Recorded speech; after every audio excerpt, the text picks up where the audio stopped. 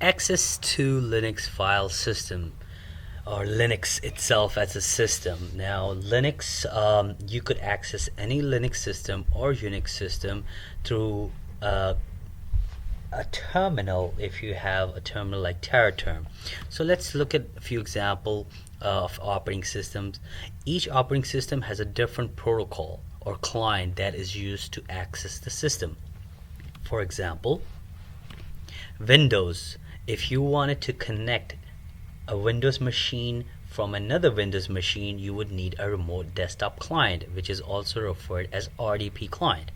You put in the IP address of the machine that you want to connect to, then it's going to ask you for username and password, and the next thing you know, you are connected remotely to another Windows machine. So the client that is used is called RDP.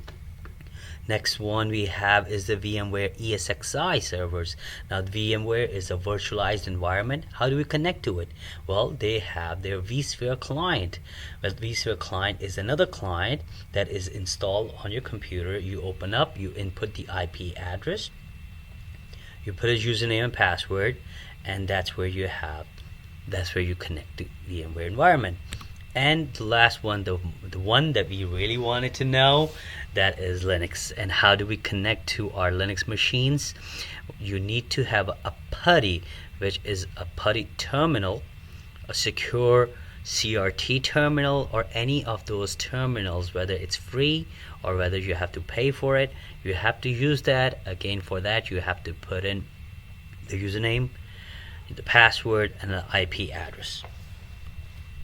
SSH from Linux to Linux is also possible. What that means is if you are already in a Linux or Unix machine, you could just use SSH protocol or SSH command followed by the IP address of your remote Linux machine, and you could connect to it. So again, I'm going to show you real quick all those three clients. The first one is the remote desktop client. This is the client that looks like in your Windows machine. You could go to start and search and just type remote desktop. It will come up, and that's where you put in the computer IP followed by the username and password.